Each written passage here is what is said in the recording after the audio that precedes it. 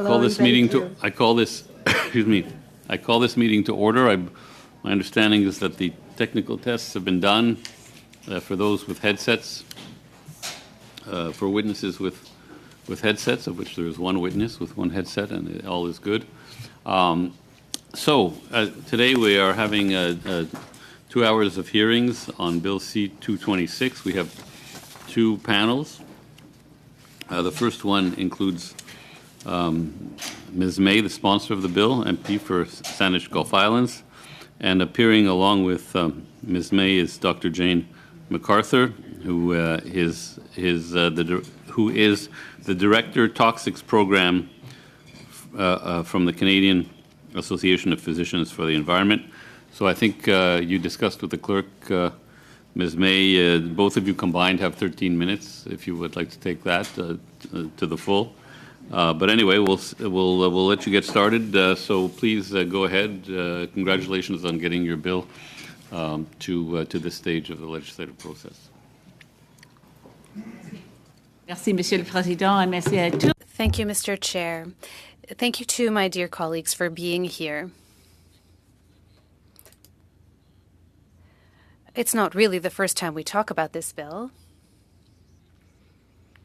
through the work of this committee. Acknowledging that this bill was in the last Parliament and came before this committee, had hearings and had amendments made.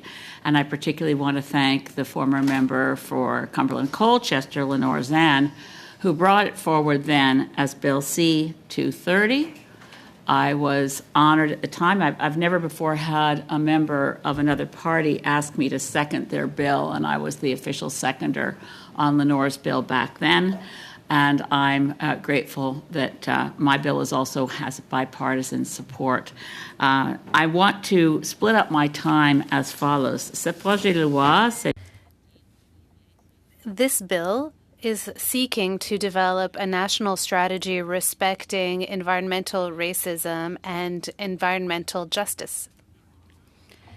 I would like to share my time with another witness. I'd like to present Dr. Jane MacArthur in a minute, but to inform my colleagues, I would like to focus with my own testimony about the issue of environmental justice. What are our ideas around this? What is our policy on environmental justice? My witness, Dr. MacArthur, will talk about environmental racism. What's the definition of this concept? I've surprised some of you by saying I didn't, before this moment, know Dr. Jane MacArthur. But the name Dr. Ingrid Waldron is known certainly to everybody who's looked at the questions of environmental racism across Canada. Dr. Waldron's done a lot of research, and she was unable to be here today. She played a key role with Lenore Zan in bringing the bill forward and providing its academic and evidence-based underpinnings. And when Dr. Waldron wasn't able to attend, I asked her if she could recommend someone who could give the same kind of evidence, and she referred me to Dr. MacArthur.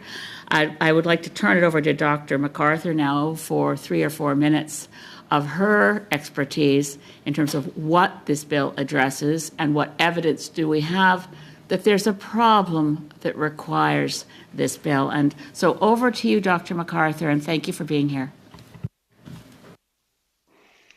Thank you, Ms. May. Good afternoon, everyone. I want to thank everyone on the Standing Committee for inviting me to appear as a witness today, and of course to Dr. Waldron for all of her work and allowing me to speak when she's unable to today.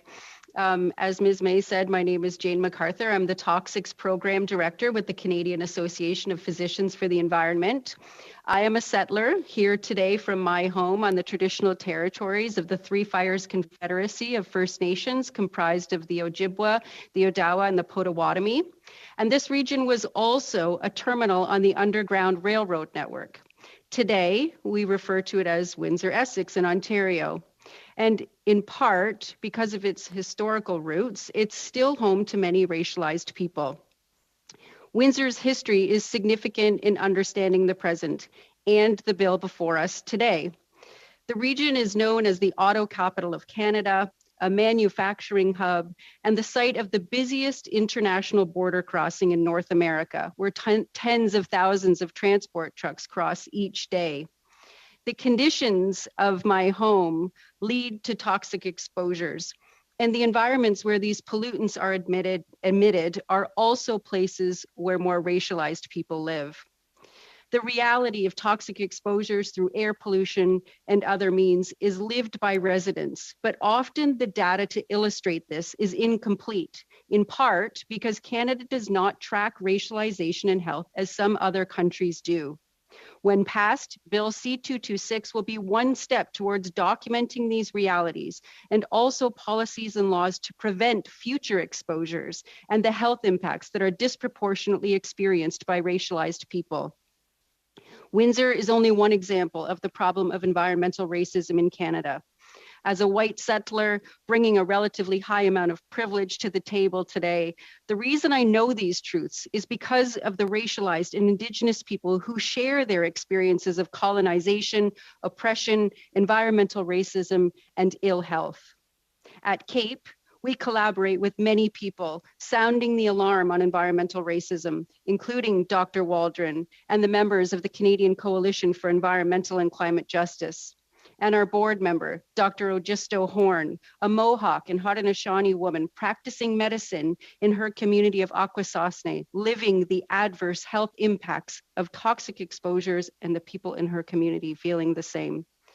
And my colleague, Toxics Program Manager Melissa Daniels, a nurse and a lawyer and member of the Athabasca Chippewayan First Nation, whose practices, traditions, and health are in danger because of tar sands developments. We know that the groups most impacted by climate change and environmental hazards are Indigenous, racialized, and otherwise vulnerabilized people. The toxic burdens faced by racialized communities are linked to high rates of cancer, reproductive diseases, respiratory illnesses, and a myriad of other health problems. This alarm was sounded long ago by Indigenous and racialized communities who have lived and died from the impacts of environmental racism and toxic exposures. But these people have been structurally excluded from decision-making, their concerns ignored, downplayed, and justified in the name of economic progress.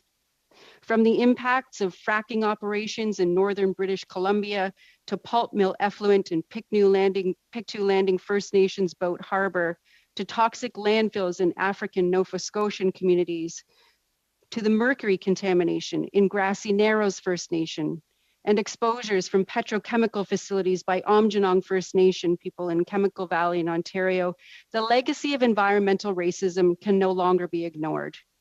The strategy created with the passage of Bill C-226 will be an important starting point for addressing a phenomenon that should never have occurred and must be ended. Thank you. Thank you, Dr. MacArthur.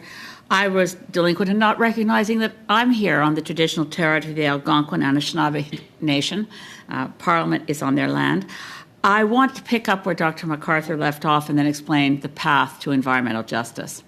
I first started working and using the term environmental racism in approximately 1994, 95, 96, and was working to get the cleanup of the toxic Sydney tar ponds.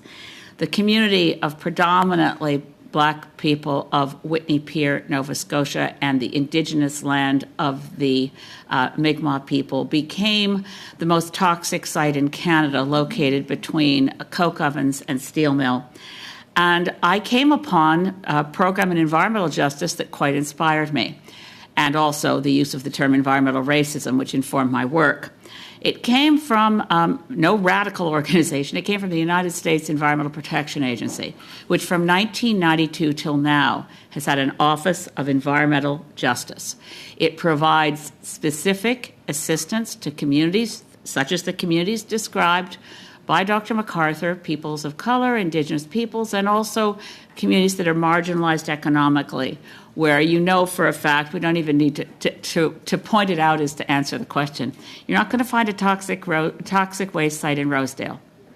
You're not going to find people living with environmental quality that threatens their health in Shaughnessy, in Vancouver.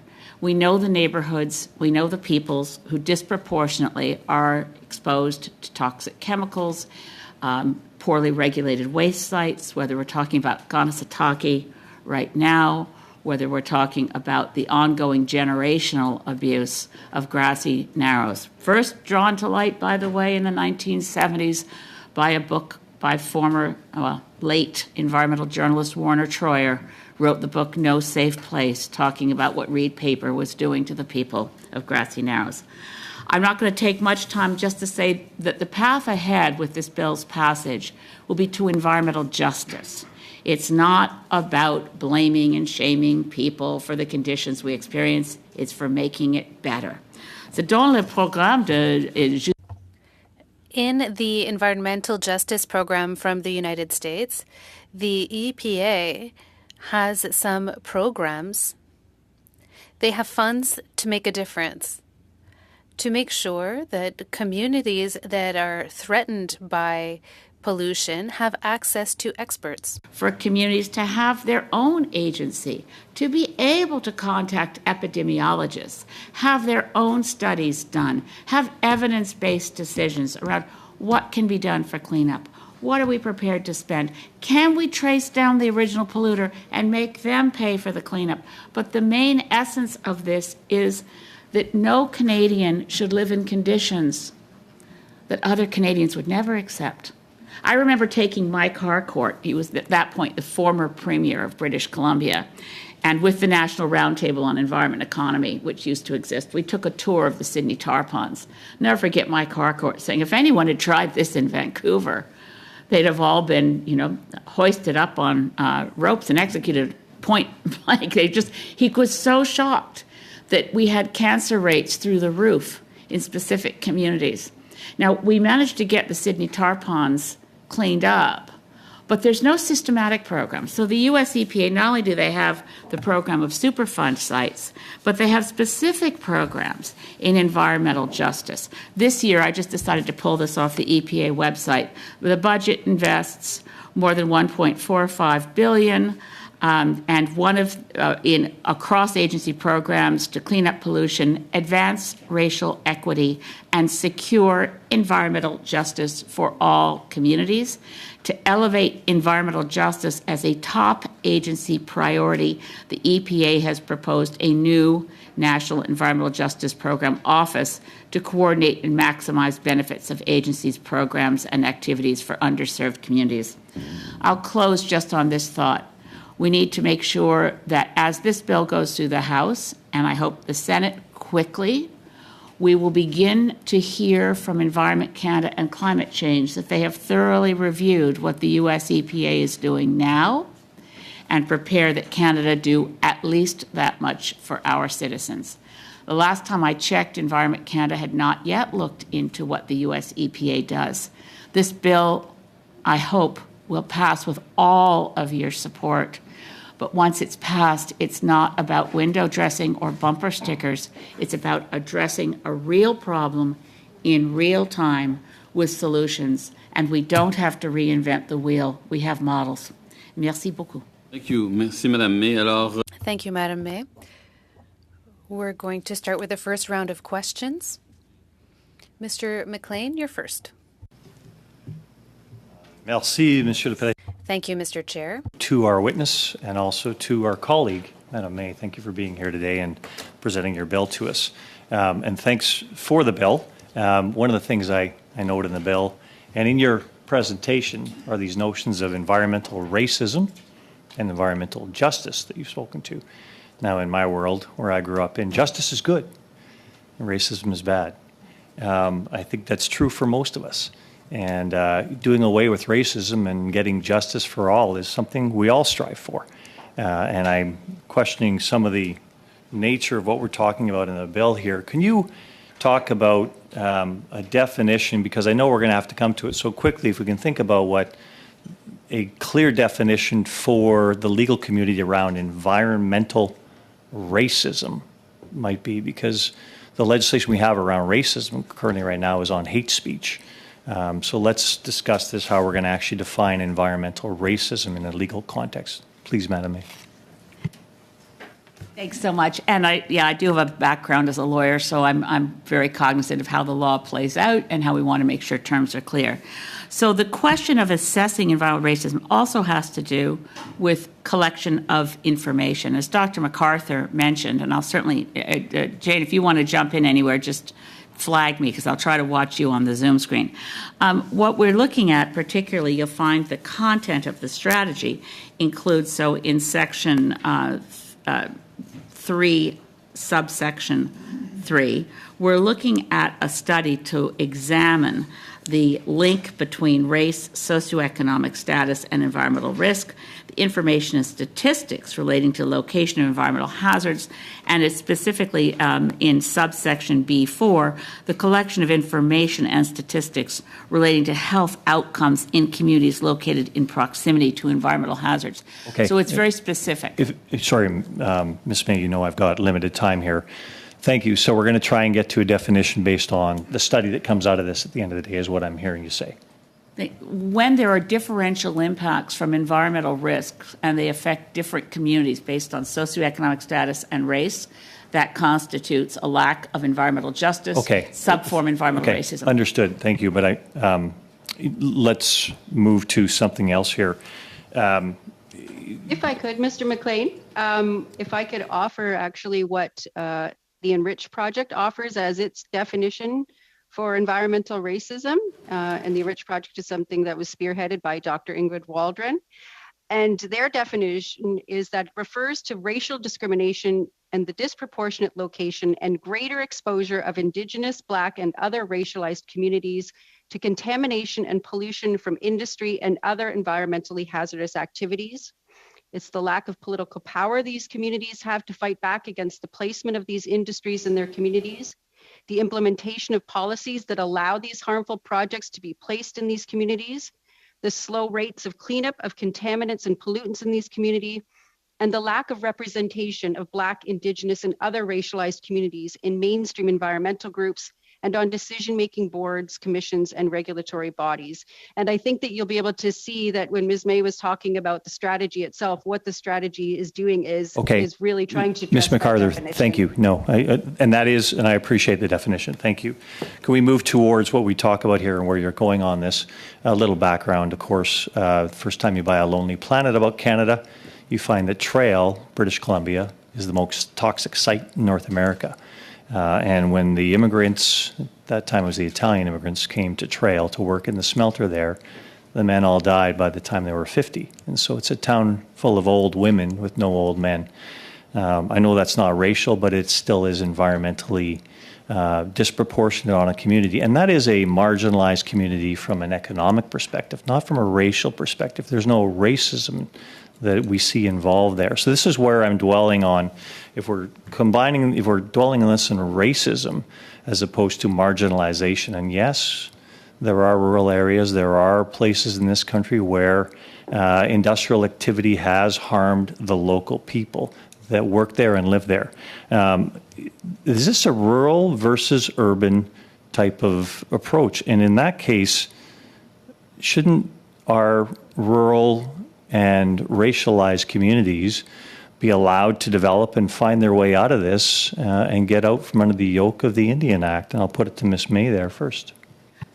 First of all, I don't think it's a rural-urban divide. I think you'll find that urban communities, quite often racialized and lower-income people, are quite exposed to risks that don't occur in rural communities. For instance, when you look at the research on contamination with lead, and the epidemiological work that was done to ban lead and gas, many of the populations that were experiencing a statistically higher level of, I shouldn't say higher, but it was low IQ rates that correlated to exposure to lead was overwhelmingly in urban environments. So yes, you're right anecdotally, and certainly the Trail Smelter is an international case that created the good neighbor principle.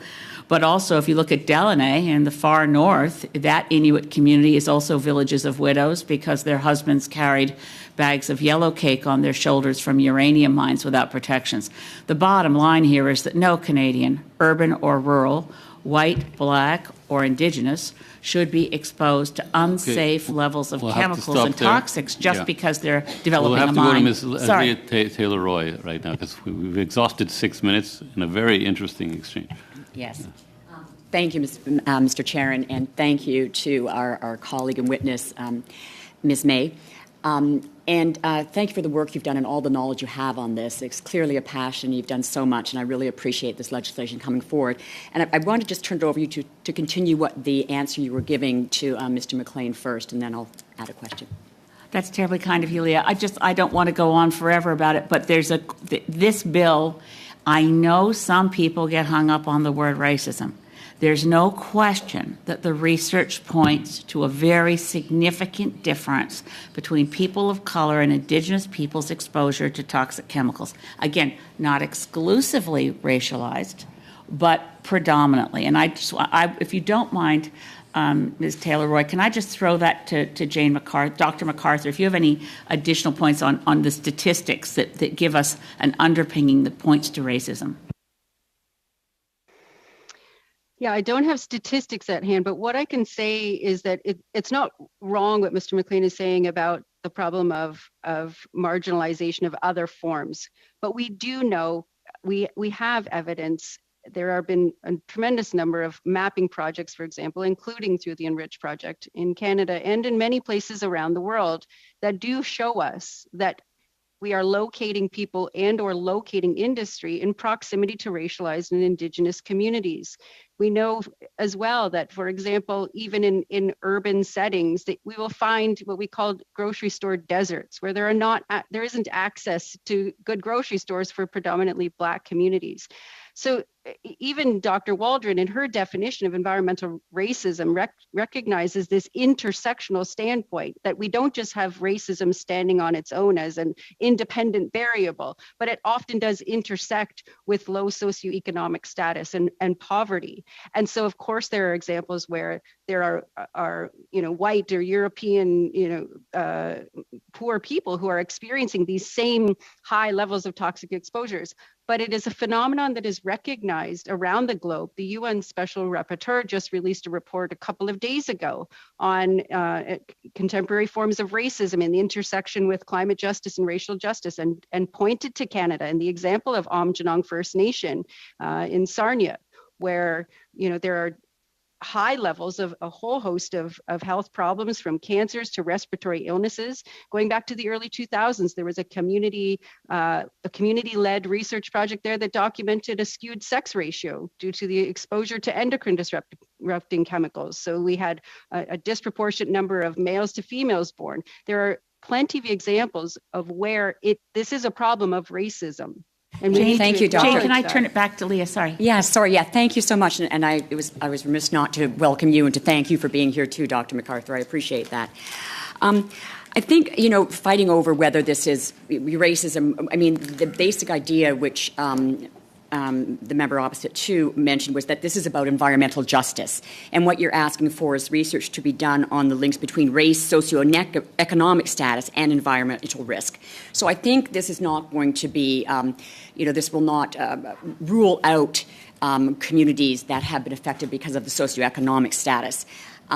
So I did want, though, to understand, you're asking for a strategy to be developed, and you referenced the EPA and what they're doing, Ms. May. And I'm wondering, are there any specific aspects of what the EPA is doing or anything else that you could see being in this strategy that you've already thought about, given the amount of time you spent on this?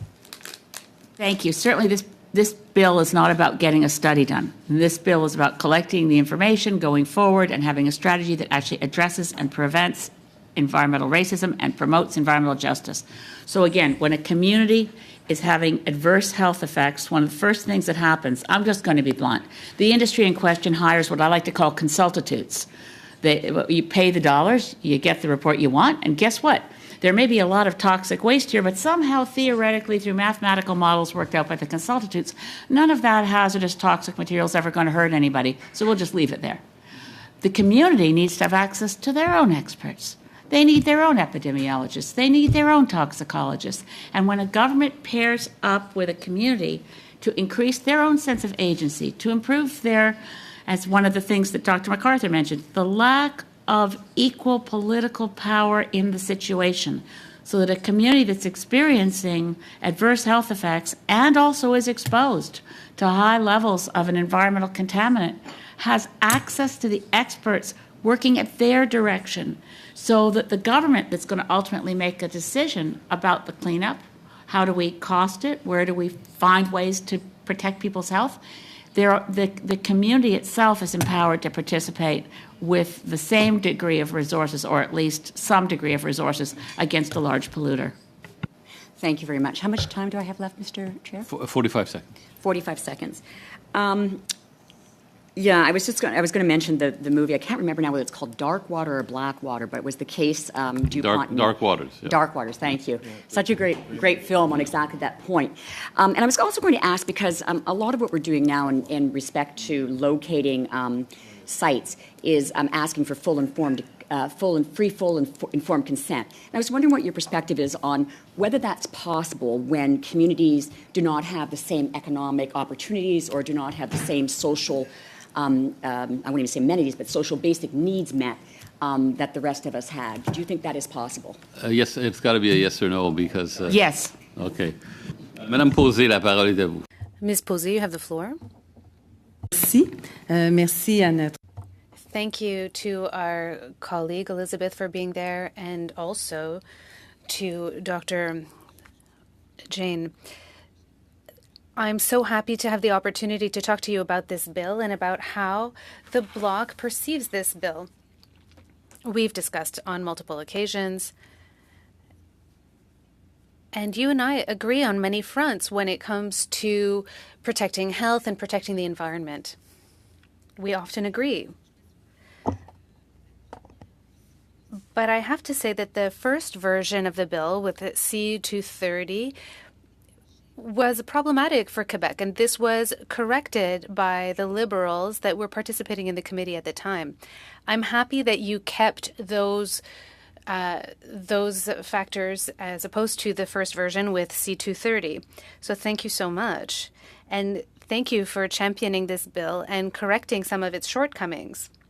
But for us, there are still some things that are problematic. Let me tell you more about those.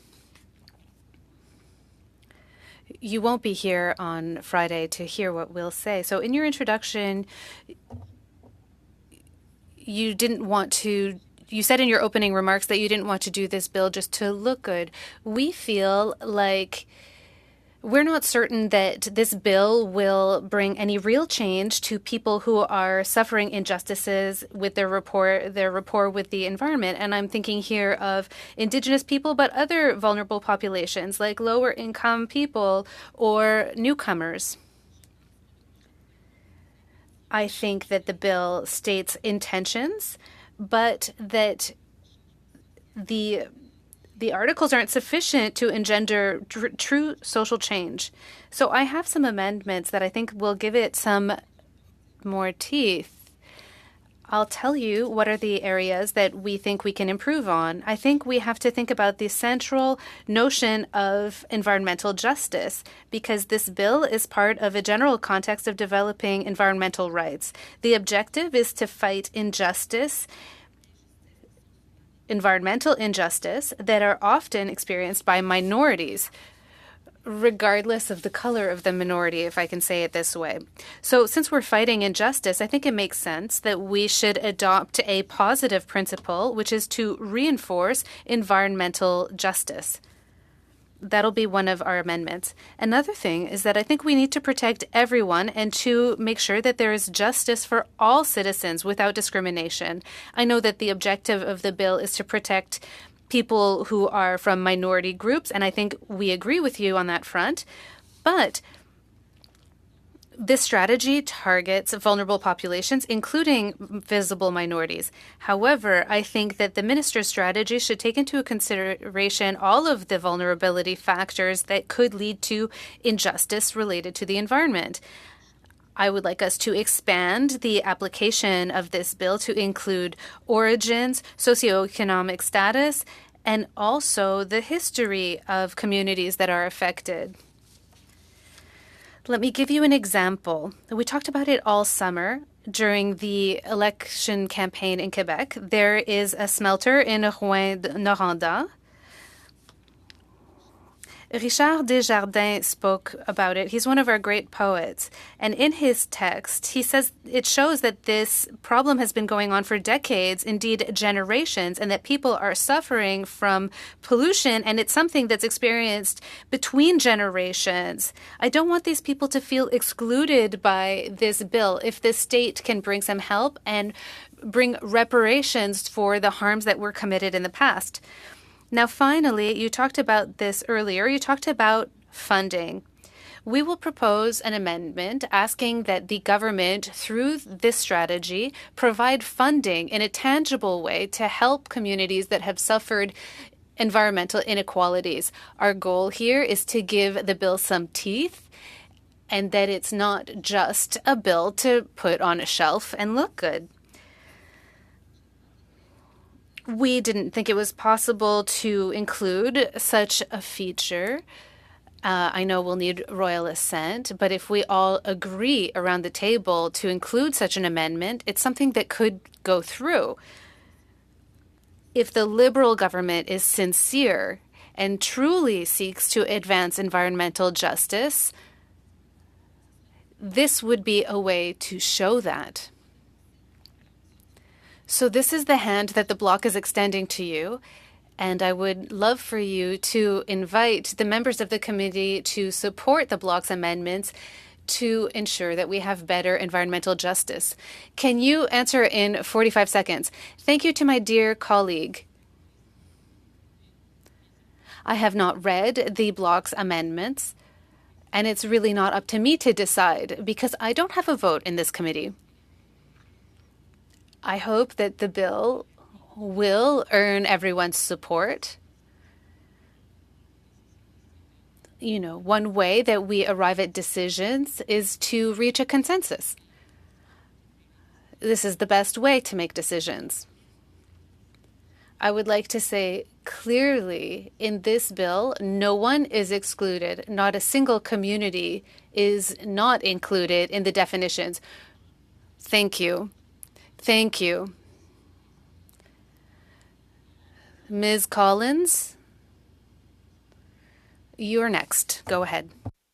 Thank you, Mr. Chair. And yeah, I want to thank Ms. May in particular for bringing forward this bill and bringing it back after Lenore Zann brought it forward in our last parliament. And thank you so much, Ms. MacArthur, for being here and yeah, lending your support and your expertise and knowledge to this.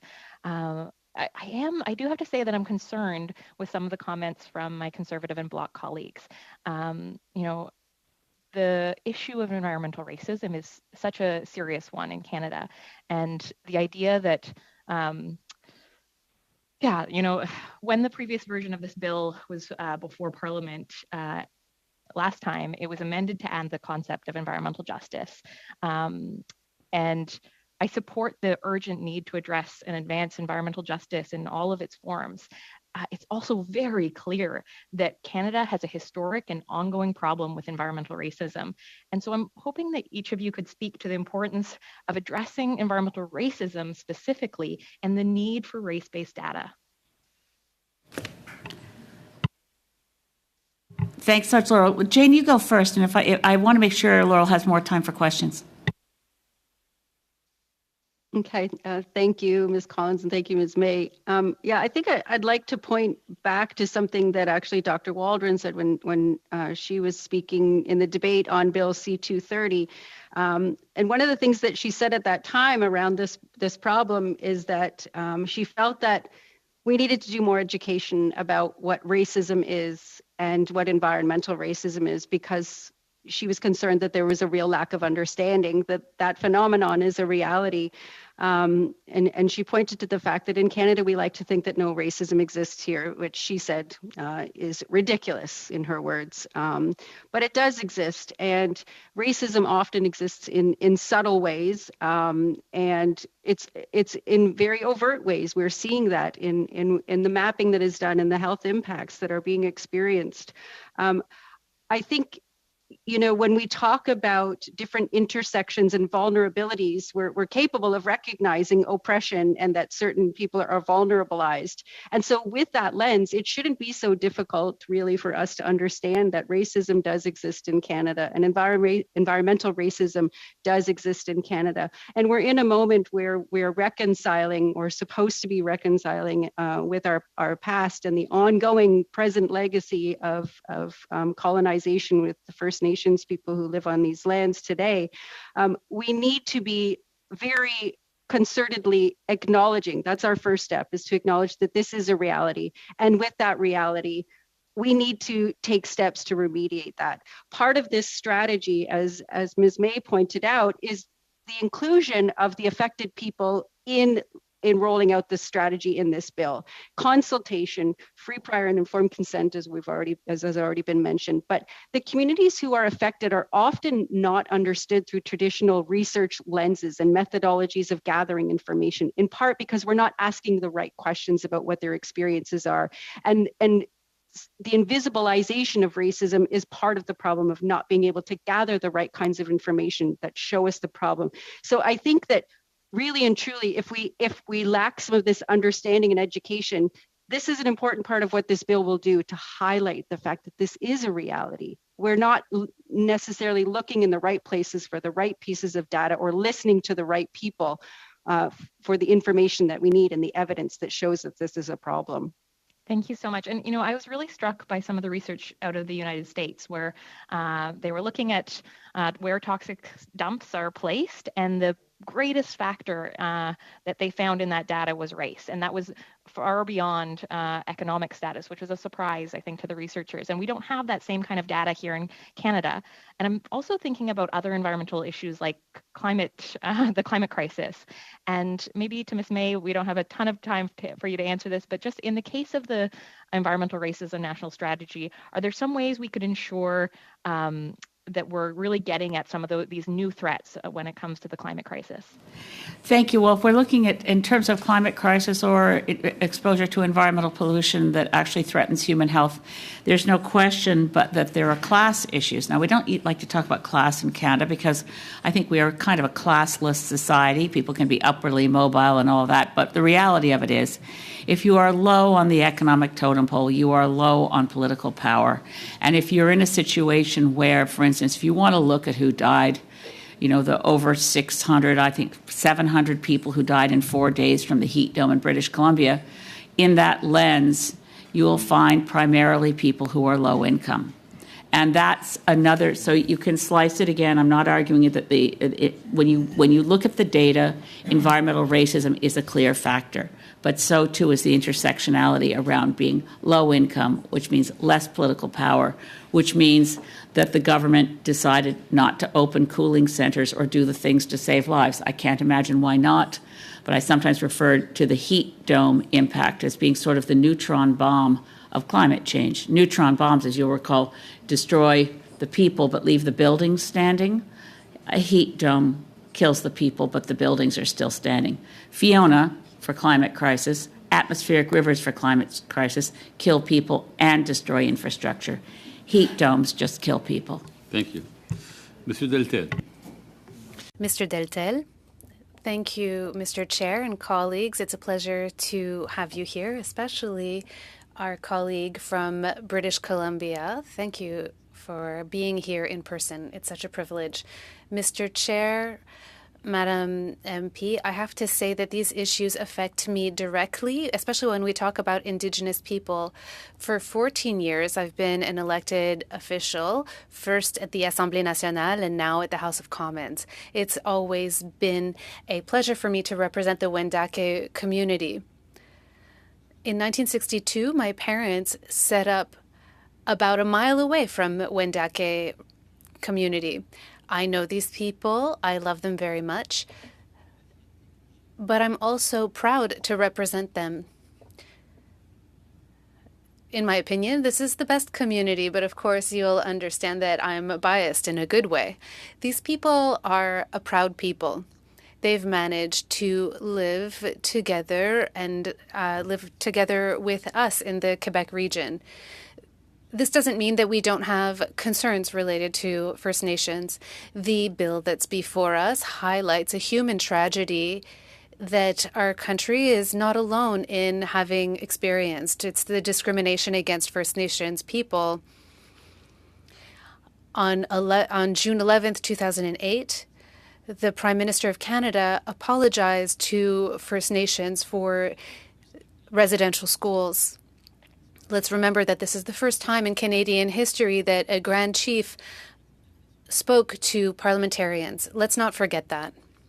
Like I said, in Wendake, I have the opportunity to represent such hard workers, entrepreneurs. There are over 200 small businesses in this area. And something that I've noticed since I was a young boy, and I'm 58 now, is that these people have always been partners in prosperity. They weren't expecting handouts from anyone. They took care of themselves and they partnered with people around them.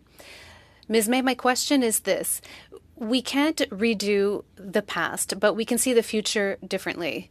If there are large-scale projects that could affect a part of Indigenous land, we need to make them partners in this project and partners in prosperity, because we need to eradicate any possible racism. I would like to start by congratulating my colleague, who is now the critic for the environment as part of the official opposition.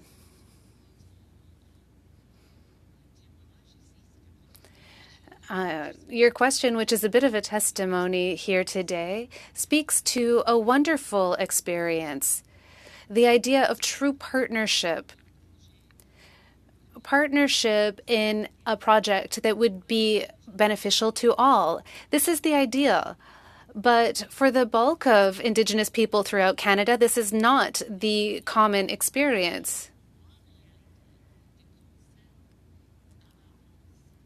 We need to consult in advance.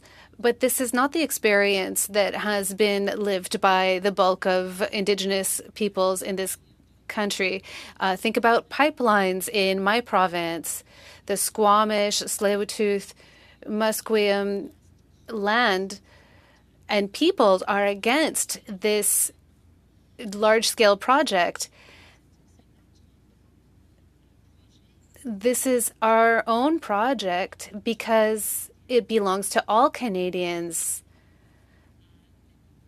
As citizens, we all are stakeholders. So this is ideal, of course, but this is not the case for most Indigenous communities. It would be best if we didn't need a bill like this. Well, let's talk about these projects. There was one project that was cancelled, and this was much to the dismay of Indigenous peoples. It's the Northern Gateway in 2016. A strong proportion of Indigenous people were in agreement with this project, and the government said no. The Buffalo Lake Métis settlement said, the promise of $2 billion set aside in businesses and employment opportunities. Equity was offered to Aboriginal communities, and with the change in government, that was all taken away. We are very disappointed with this government. He continues to say, industry to be treated as equals. Thank you. I'm sorry. Has to be given. Your time is up. Business didn't cut it. Okay, on what? We have to move on to Ms. Thompson.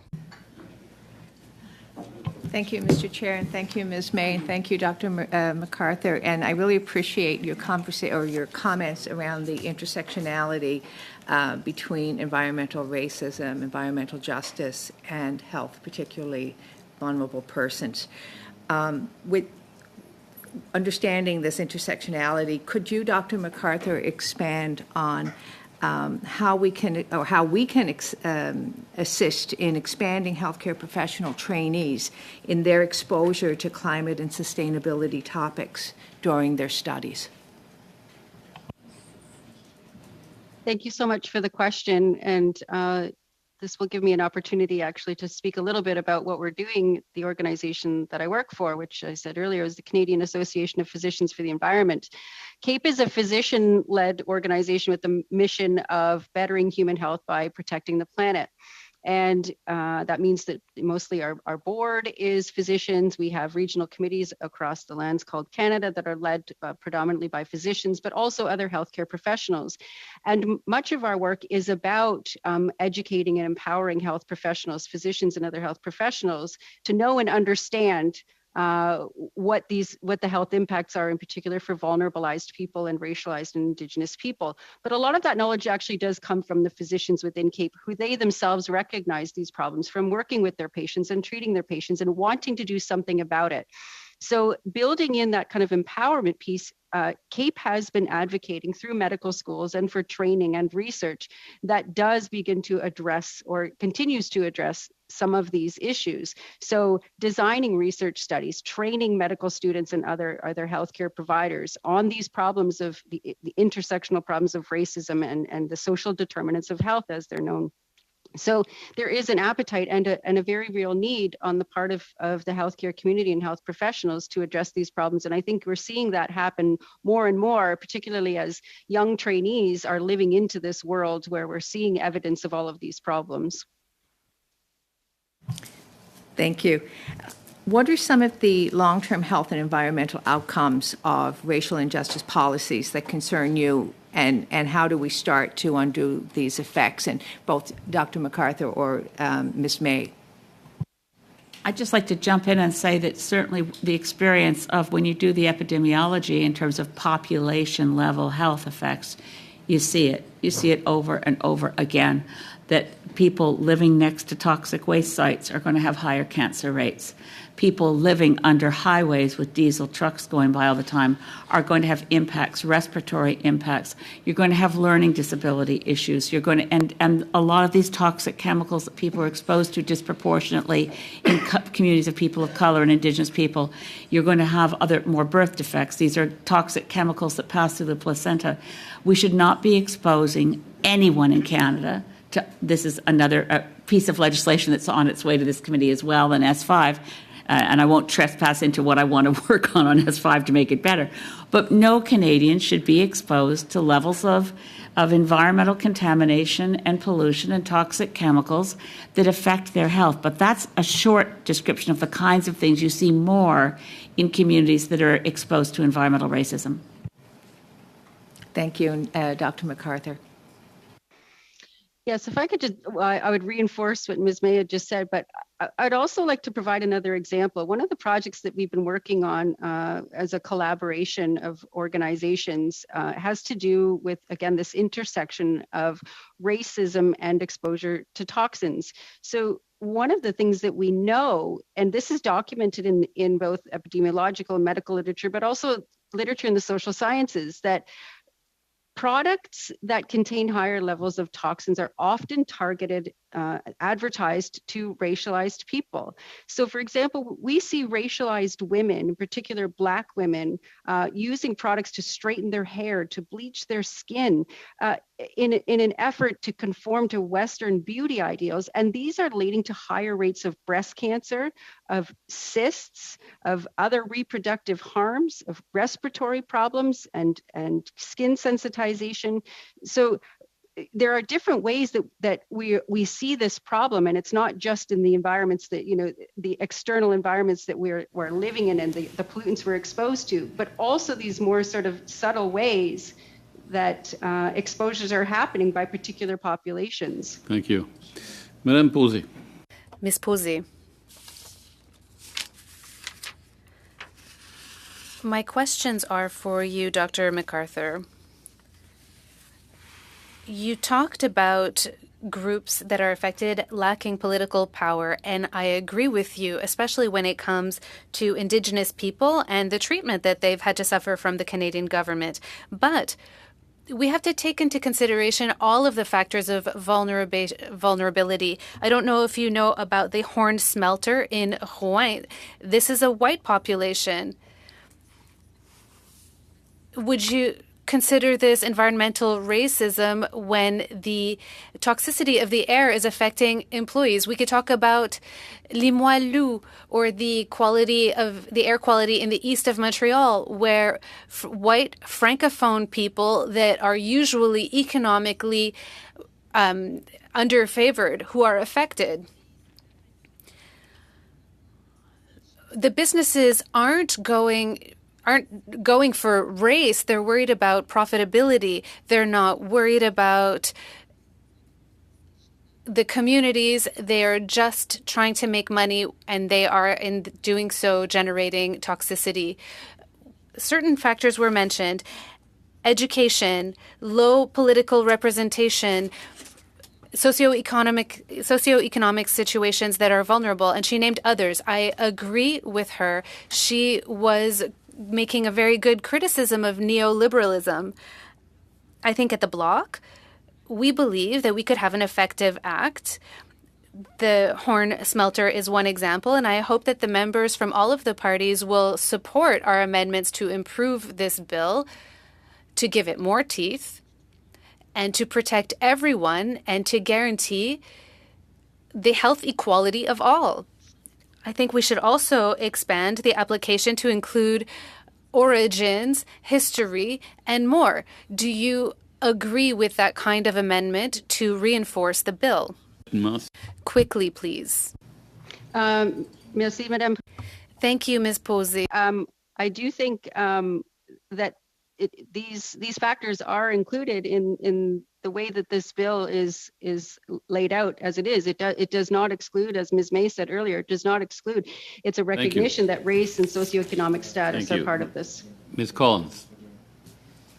Thank you so much, Mr. Chair. And I wanted to talk a little bit about the impact on Indigenous communities. So members of the Amjim Nun Nation who live near Chemical Valley have increased rates of asthma, reproductive effects, learning disabilities, and cancer.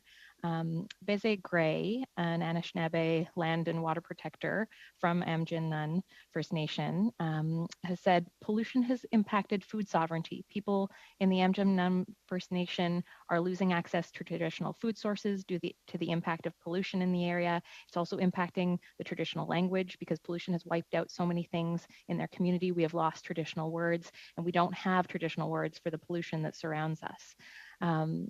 Yeah, just wondering if maybe first with Ms. MacArthur, you could speak to some of the far-reaching impacts of environmental racism, and that this also includes kind of access to clean drinking water and clean air, access to green space as well. Thank you for your question, Ms. Collins, and it's an important one. And if I could talk a little bit again about kind of the point of view that we're trying to operationalize at CAPE, which is to say that we're trying to really see these issues through a planetary health lens. And a planetary health lens is kind of akin to what we call the socio-ecological model of health, which is to say that there are various levels of influences on our health, that it's not just that we as individuals make certain choices about what we're exposed to or not exposed to, or that we choose where we live, or that we are in certain jobs, but it is that community, individual level, community level, occupational level, but also governance and policy and history and time all intersect to influence how we experience health or ill health. And so for Indigenous peoples who live on these lands, that legacy of colonialism, which continues today, and the disproportionate locating of people in those areas where toxic exposures are prevalent, does mean that every aspect of their lives are being impacted. The Aamjiwnaang First Nation is one example of many. I too have spoken with people from Aamjiwnaang First Nation. I recall a time when we hosted Beze and Lindsay, both sisters, to come to Windsor to talk about their experience at Aamjiwnaang. And at the time, they were unfortunately, we're going to have to stop there and go to Mr. Couric. Thank you. Thank you very much, and thank you, Madam May, for being here, and to Dr. MacArthur. You know, it's been interesting because I I look at this from the context of a lot of my experience, both being a member of Parliament from rural Canada. And the people that I represent, but also over the last 3 years having a chance to connect with many people across the country, and to see some of the challenges that have been highlighted, and the trouble with certainly my constituents have is the lack of trust in a process like developing a framework like this that wouldn't have a very negative impact on their livelihoods, their future, and as an example, about 10,000 people are directly or indirectly in my constituency employed by the oil and gas sector, and very proud to be so, and have a exemplary record of environmental stewardship. So my question, Ms. May, and certainly one of the concerns that I have with this bill is that there seems to be this intent to transition away from energy sources that provide significant employment to people in my constituency, which include Indigenous peoples, which include people of color, and in communities in many cases that were very, very marginalized. But because of energy development, we're really given an economic hand up. So I'm curious as to some of the concerns that I have about that.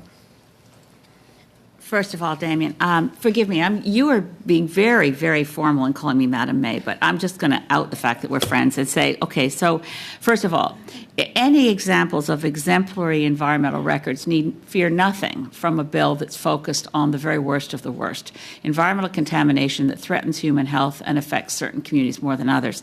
I appreciate the chance to just get on the record a clarification, because we've spent a lot of time talking about, but this community, and it's true, the Horn Foundry and its arsenic levels off the charts. But what I want to put on the record is an exception to the rule doesn't mean that there's not a problem. Just because some communities that are settler culture, white Canadians, face toxic chemical doesn't negate the overwhelming evidence that disproportionately far more people of color, far more Indigenous people are going to experience contamination, environmental contamination, and other environmental impacts that threaten their health and the health of their community. Your constituents should know you're a very able MP who represents their interests so well, and I don't think they have a single thing to worry about from this bill. So I appreciate that, but one of the I think concerns is that when we have, I represent 53,000 square kilometers, about 110,000 people. That's represented by 12 city blocks, and I think one of the challenges, certainly that my constituents have, and I've heard from some of the Indigenous leaders that are dismayed and really don't trust the government's environmental climate policy, because they've seen economic opportunity taken away from them as a result of some of the actions that have been taken. So my concern is that we have a framework that may have an outcome that ends up, instead of empowering people and addressing what its intent is, end up holding them back. And that's certainly the bigger concern that I have, whether it's Indigenous peoples. And there was a great deal of excitement, and I heard from Indigenous leaders when I think it was 18 First Nations signed an agreement to take partial ownership and significant economic benefit in an energy development project. A great deal of excitement, especially for young people being able to put things like environmental degrees to work. And so again, my concern is that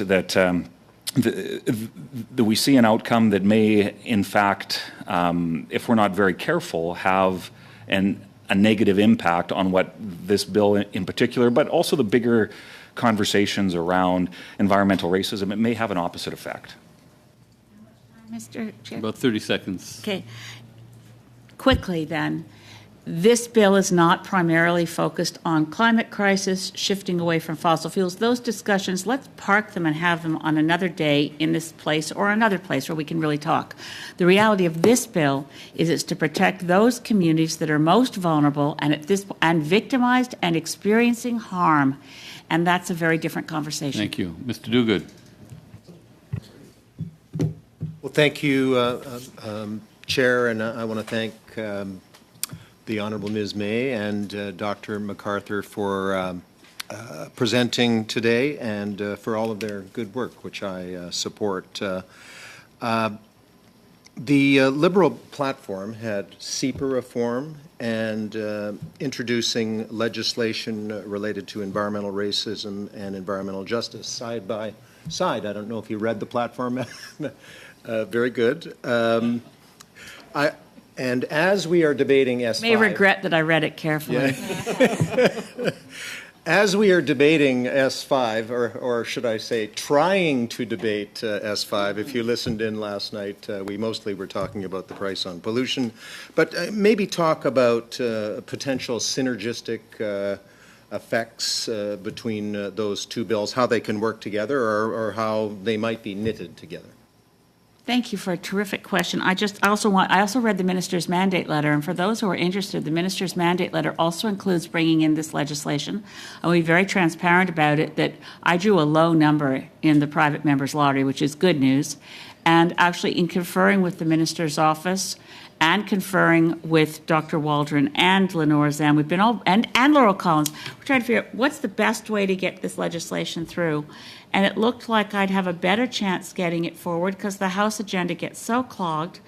I was hoping that we might even be able to skip all steps and say, look, it's so hard getting private members' bills anywhere down the road. Let's, by unanimous consent, say this one's already been studied, this one has already been amended. Let's just get it through.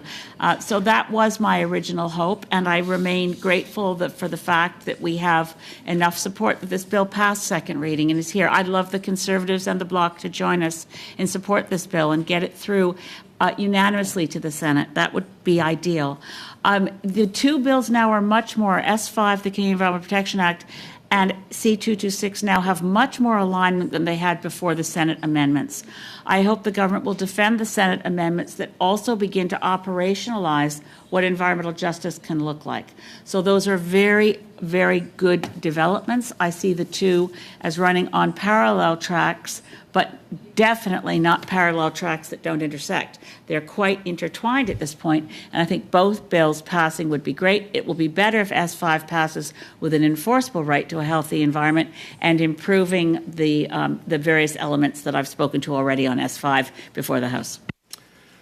So my final question, Mr. Chair, also to Ms. May, although Dr. MacArthur may want to weigh in.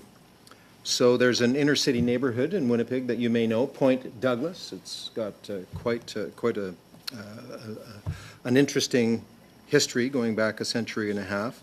Large First Nations community, large immigrant community, mostly African, many refugees. So obviously very much the subject of your bill. I wonder if in a practical way you could talk about, how does this bill help a community like that? There's industry nearby, there's evidence of pollution, they don't have the capacity, the tools, the resources to prove their case. How does this bill help them? The government takes the bill seriously once it's passed and puts in place environmental justice programs that are meaningful, and those often involve resources to the communities concerned. So do you have access to air quality readings? Are you able to make sure that the families in those communities recognize, if it's the case, that they are actually disproportionately affected and the health of their children could be affected? And then the question is, what protective measures do we take? So it is evidence-based at every turn, but it really is about the steps. I hope this bill will pass. I hope it won't just be a bill that passes because the government can tick a box and say, did that. It's going to take work, and it's going to take resourcing. Thank you. Well, this concludes our first panel. It was a very interesting discussion. I'd like to thank Ms. May and Dr. MacArthur. We're going to break for hopefully 3-4 minutes and get started on the second panel. Thank you.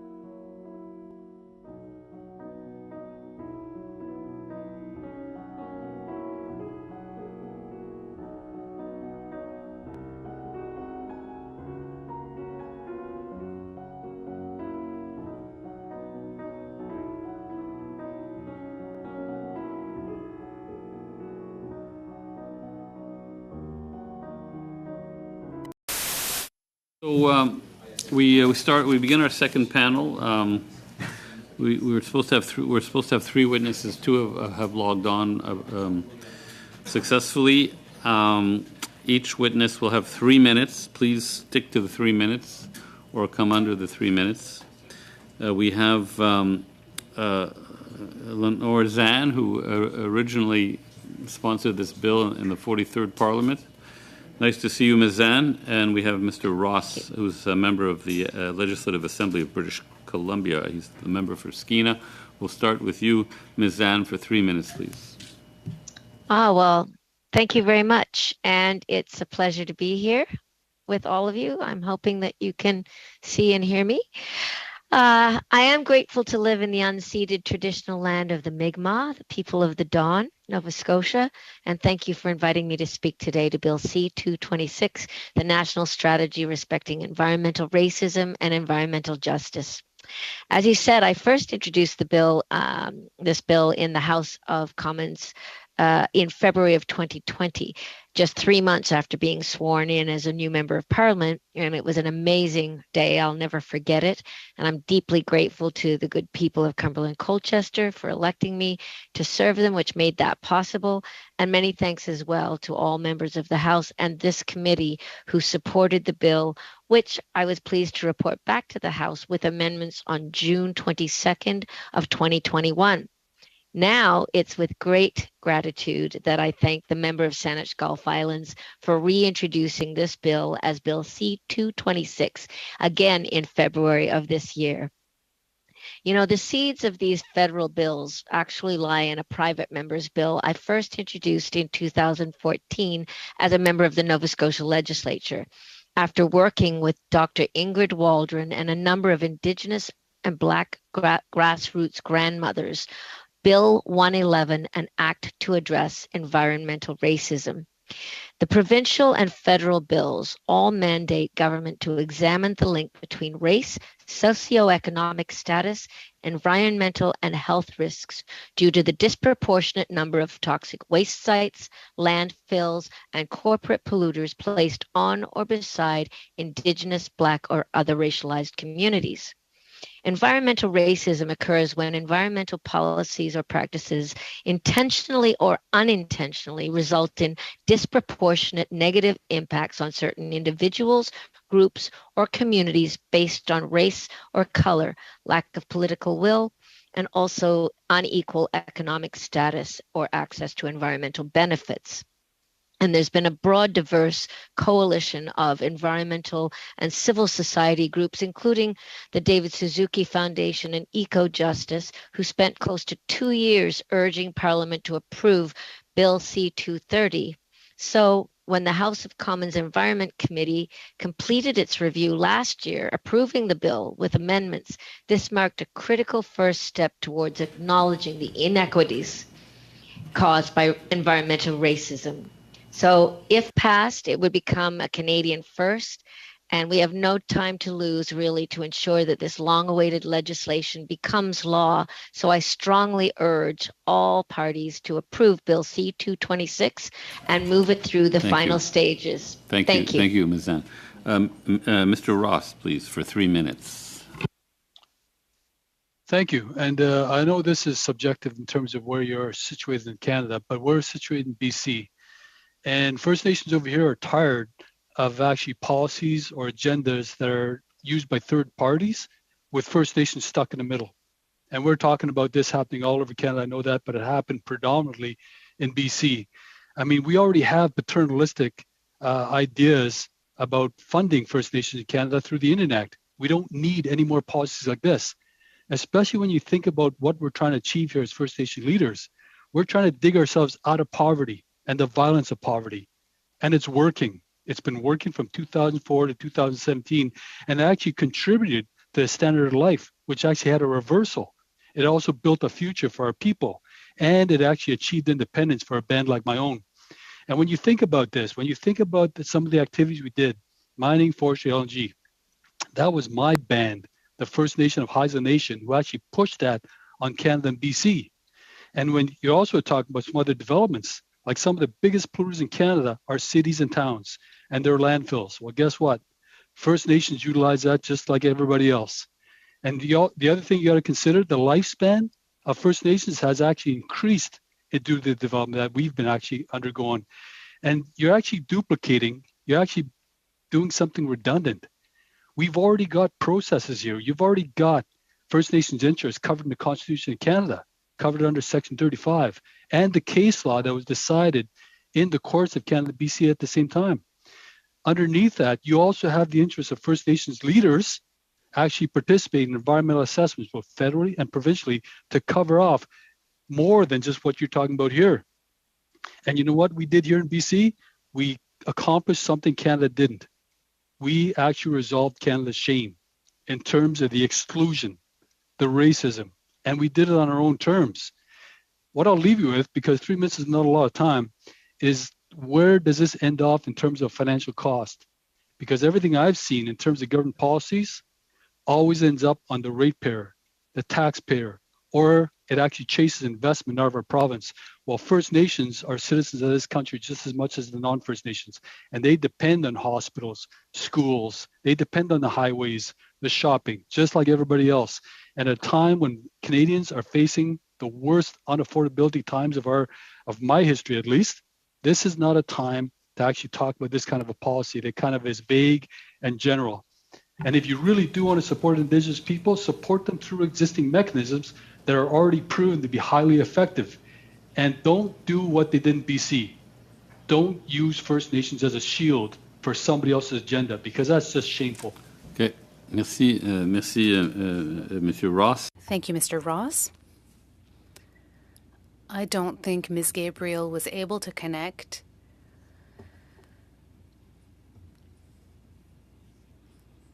We'll start with questions. In order to finish on time or close to on time, I will reduce the time for questions by 20%. So everyone will have 5 minutes for the first round, and we'll start with Mr. Keurig. Thank you, and thank you to the witnesses. And just to add that witnesses are welcome to send further comments to the committee via writing.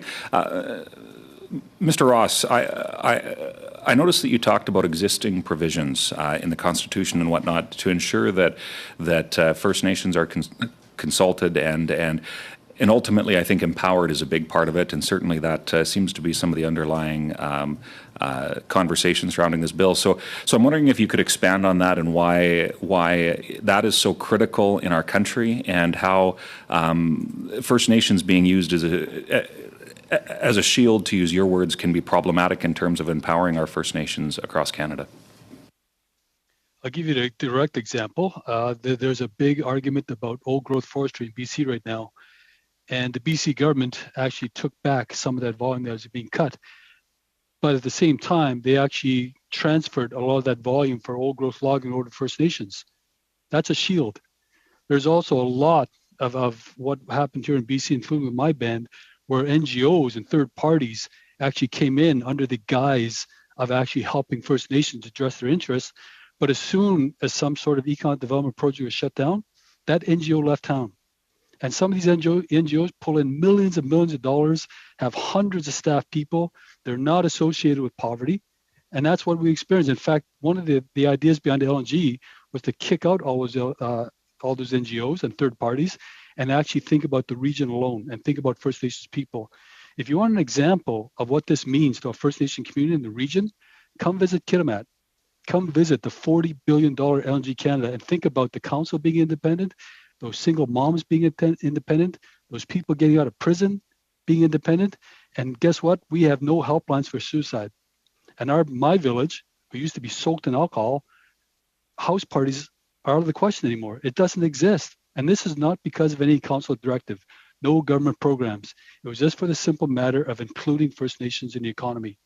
And it turned our band around 100%, and a lot of surrounding First Nation area did the same thing. Thank you for that. And now specifically with LNG and Kitimat, certainly I hear a lot about, especially from activism and activists, that would suggest that First Nations don't have buy-in in that project. And what you're saying today is very, very different than that. So I want to give you an opportunity to expand on how critical it is that First Nations are simply not treated as stakeholders, but can be treated as shareholders in Canada's both present and future prosperity. And I know you've highlighted that, but feel free if you have other examples across BC, or if there's other examples across Canada. Well, 2004, it was my band that actually started exploring LNG exports to the world. And it took 7 years for the provincial government to actually agree with us. It was actually us that imposed LNG exports on BC and Canada. We actually forced the Canadian government to understand this in terms of imposing duties on goods coming into Canada for the export industry, for LNG. We're the ones that actually went to the government and said, hey, we got to sign an agreement for forestry. We're the ones that are imposing this now. And I'm talking about the processes in terms of environmental assessments, but a bilateral process that can be there within the environmental assessment process or parallel to it, where you're addressing rights and title as dictated by case law that was decided, most notably the 2004 Haida Court case, which my band participated in. Now, this fully explains not only the Crown's duty to address rights and title, including the economic component, which a lot of people forget, but it also includes the duty of First Nations to respond. And there is a role for third party to play, especially the proponent. This is what brought success to my people. This is why the northwest of BC, you don't hear many First Nations anymore complaining about the Indian Act. You don't hear them complaining about poverty. And I think this is the model that Canada should be looking at, because it's First Nations driving the energy sector in BC. We're the ones driving the forestry sector. We're bumping up mining as much as we can. Problem is, the politics and narrative of Canada refuse to listen to this story. This has got to be highlighted, because this includes no government money, no government policy. You've got 15 seconds. Thank you very much. Just to finish, Mr. Ross, do you support Bill C-226? No, I don't. I see that as a wide open general bill that can be interpreted in many different ways. And the worst part of it, First Nations will be stuck in poverty and stuck in the middle, and they will not have a chance to actually uplift themselves, which is what independence really means. Thanks. Mr. Weiler for 5 minutes. Merci beaucoup, Monsieur le Président. Thank you, Mr. Chair. Great to see Mr. Ross again this week. And I also want to welcome Lenore Zan, who, and I want to congratulate you on the work that you've done on this bill in the past Parliament, and really excited that we're here talking about it again today. So first question I'd like to ask to Ms. Zan. Many of the examples of environmental racism in Canada are the instances of consequence of overlapping jurisdiction between the federal government, provinces, and municipalities. And so my question to you, Ms. Zan, is do you believe that the strategy that will come out of this bill will be able to address this issue? And if not, what other work needs to be done to ensure that environmental racism is going to be considered in community planning, which of course, as you know, lies outside of federal jurisdiction? Well, thank you very much for the question, and it's great to see you as well. First of all, I have to say that this is a strategy that will need to gather information, statistics from across the country. And unfortunately, due to racism, these kinds of statistical data have not been available for governments to take a look at. And part of why I introduced this bill is so that we can gather that data in order to figure out where the problem lies and in order to address it. One of the things that the strategy will include is an examination of the link between race, socioeconomic status, and environmental risk. And in fact, we do know that there are many First Nations and Black communities that have been placed in danger because they're close to either toxic waste sites or toxic corporate polluters, and it has affected their health disproportionately. So I think that we have to work together with the federal government, with the provinces, and also with communities, with municipal governments, and that's what this bill is trying to do. Thank you. And if this bill passes, there's going to be an action plan, of course, that's going to be put together in addition to the collection of that type of disaggregated data. And I'm curious what you see as the next steps with this action plan and some of the potential programs that could be addressed in this. And maybe just before that, one of the things that was mentioned earlier by our colleague Ms. May here was about capacity funding to participate in things like environmental assessments, where sometimes communities don't have access to the same type of expert opinion. So maybe I was hoping you could just elaborate a little bit more on where you see this action plan going. Well, for one thing, I think it's interesting that Dr. Ingrid Waldron and her groups are currently developing a map, and it's called a living map because more and more information could be added to it about where the locations of specific instances of environmental racism is.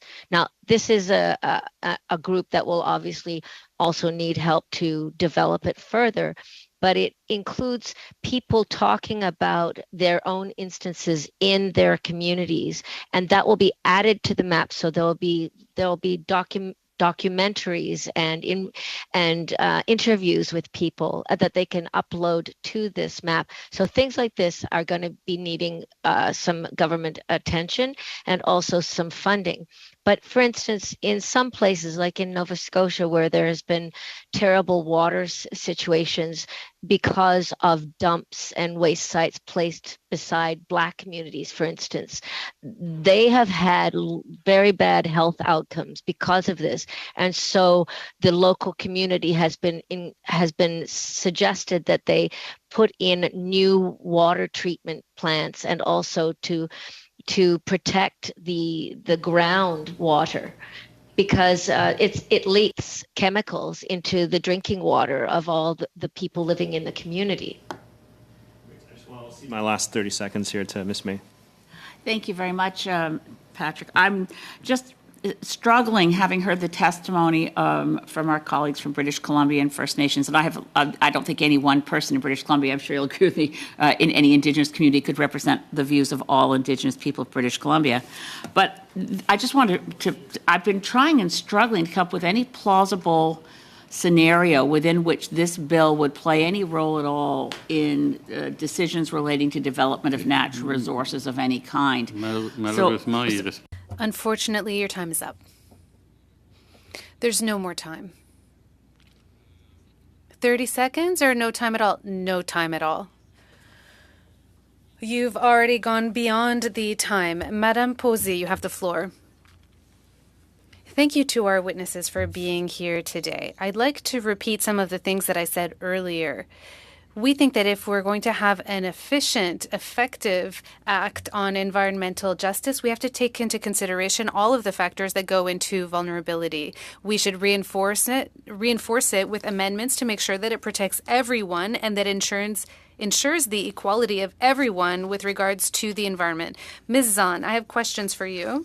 You understand the bill very well. You tabled C-230, and you also worked on this question in your own community. I would like to give you some examples from Quebec. The Horn smelter in Rouyn-Noranda is surrounded by non-immigrant communities. But since 1979, these people have been breathing in arsenic, cadmium, and they have been experiencing higher rates of cancer. Let's talk about red dust in Limoilou. This is the port of Quebec that is polluting Limoilou, which again is sociodemographically not immigrants. Let's talk about the quality of air in eastern Montreal, where again, the communities are not immigrant communities. There's an area in l'Abbé where the air toxicity is poisoning employees. When I tell you about these things, do you think that your act would help the people that live in Rouyn, in l'Abbé, in Hochelaga Maisonneuve in Montreal, that live in Limoilou in Quebec City? These are the people that live in these areas that I mentioned in Quebec. Merci beaucoup. Thank you very much for this question. Great to see you as well. I have to say, to hear these different situations is heartbreaking, and it shows us that for so long, too many communities across Canada have been treated like second-class citizens. Perhaps some of these communities you've mentioned are lower economic status communities where they were considered not as important, for instance, as some of the wealthier populations. And this is certainly something that has been going on, not just in Canada, but around the world. It is not the intent of this bill to leave those people out. In fact, I think that they should definitely be included when it comes to protections against pollution of all sorts. But if you look at a map of any given area, I believe it will show you that the majority of communities that have been profiled are going to be racialized communities because, unfortunately, they have been treated like the lowest of the low, and they need to be given the exact same respect as white Canadians. And unfortunately, racism does exist, and there are many examples. I will stop you there, Ms. Zahn. I totally agree with you. We have to talk about everyone. We have to include these racialized communities. Companies will set up in areas where we have quote-unquote second-class citizens because their economic status makes it so that they don't have political power. In your bill, I'd like to see where I'll find it stated that no one will be excluded, because I was looking at Health Canada's maps, and the southern part of the country is the one that experiences the most health problems, and there are many businesses there. So it's not really a racism issue, but it's a profit issue. The amendments that I'm proposing would include everyone. You're saying that everyone's already included. Can you tell me exactly where in the bill I can find that? You have 20 seconds. First of all, I would be very interested to hear your amendments. I know you made some the last time, but I'd like to know what these new amendments are to see whether or not that would be a good idea to include them. But again, this bill specifically is about racialized communities and the enormous amount of pollution and disregard that they have received, and it is specifically looking at that issue. Thanks very much. Ms. Collins. Thank you, Mr. Chair, and I want to thank the witnesses for being here. I want to particularly thank Ms. Zan for your incredible work on this. Thank you. Yeah, thanks for bringing it forward provincially, for bringing it forward in the last Parliament, and for being here to support the bill today. Maybe I'll just quickly give you a chance. Ms. May had asked a question and you didn't get a chance to answer, so maybe I'll just give you a quick moment to respond to her question first. Sorry, who is the question for? Oh, and that was for you. Just Ms. May. What was the question? Had asked about the role that this bill would play in future resource development. And Ms. May, if you want to jump in quickly and repeat your question.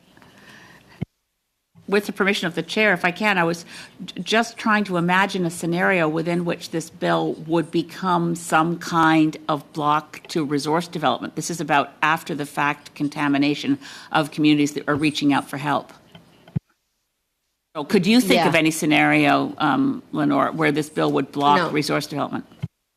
No, that's not the purpose of this bill. I think perhaps the other witness needs to take a better look at the bill itself and see what it suggests, because certainly it's not trying to stop development. It's trying to address the fact that there are a number of communities already in existence that have been, unfortunately, had pollution that has affected their health, especially women with their reproductive health, lungs with cancerous illnesses. There are many, many, many cases, and we need to take a look at them, and really we need to redress the problems that have already occurred. And Ms. Sin, I was heartened to see compensation for individuals and communities as measures that could be included in the national strategy. Do you think they could be the start of a wider effort to provide reparations to communities impacted by long-lasting systemic racism? Yes, indeed, I do. And I'm sure that that's partly what might make some people a little bit nervous, because they never like to think about putting a financial amount on trying to help people who have been affected by pollution. But in fact, in Nova Scotia, I can think of many, many cases where people have had much shorter lives because they live beside corporate polluters, and also just dumps and waste sites with toxic leakage into their water system. So yeah, we need equality in this country, and it should not matter the color of your skin or where you live. Yeah, thank you. And I had the opportunity to go to Nova Scotia this year and visit the Africaville Museum, and met some of your former MLA NDP colleagues, as well as fantastic. The incredible board of that museum. And could you speak a little bit about the work that's been done in Nova Scotia to really work towards addressing environmental racism? Yes, actually, it's been quite heartening to see people working together, finally communities being heard. This has been going on for a long time in Nova Scotia. And of course, we have a very rich culture of our Black community, as well as the Indigenous nations. And now there is a new bill that has been introduced in the province, which will include addressing environmental racism. And although I introduced my bill several times from 2014 to 2019, none of those bills passed, but we started the conversation and got people talking about it. And that's part of the issue. Thank you so much for your work on it. And I just see that Yes, as a matter of fact, I was going to mention that. Welcome, Ms. Gabriel. Ms. Gabriel has succeeded in connecting.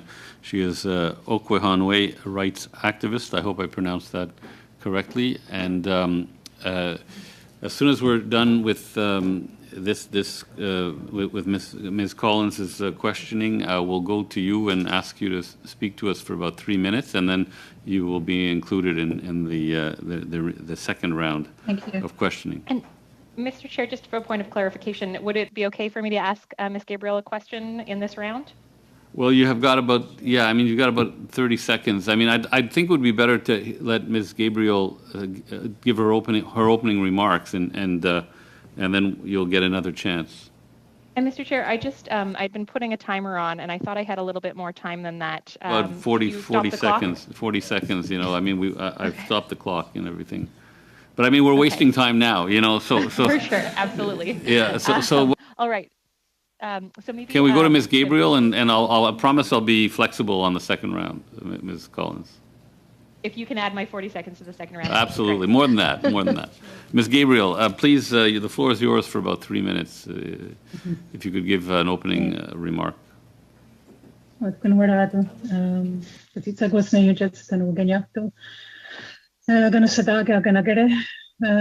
you for inviting me to testify on the subject of environmental racism. It's important to stress that the issue of environmental racism is rooted in the past, tethered to systemic racism, the Indian Act and the genocidal acts of the Indian Residential School. It is incumbent upon me to address the past, my community of Gunnesadaga's past, which has been shaped by racist genocidal acts under colonial powers created over a century, in which all Crown actors, federal, provincial, and municipal governments, and the colonial creation that became the Indigenous Band Council system. All of the above situations and actors' apathy have led to Gunnesadaga's current situation. The GNR recycling facility on the Gunnesadage Land Reserve is 160 Olympic swimming pools worth of toxic waste lying in the small community of Gunnesadaga's lands, along with the multiple side dumps it has spawned and their effects on our community's health and well-being. Details of this site's impacts have been fully documented in the brief I have submitted, and a network of over 100 allied organizations, including some of our country's largest unions and civil society institutions, have already expressed their concern on this issue. The dump is a mere system, and we need to get to the root of this problem. The fact that Indigenous communities have become convenient places to dump toxic construction waste, raw sewage, and other waste products that would never be accepted in a white community speaks volumes in itself. And the fact that this is the norm is a mere symptom of the problem of environmental racism.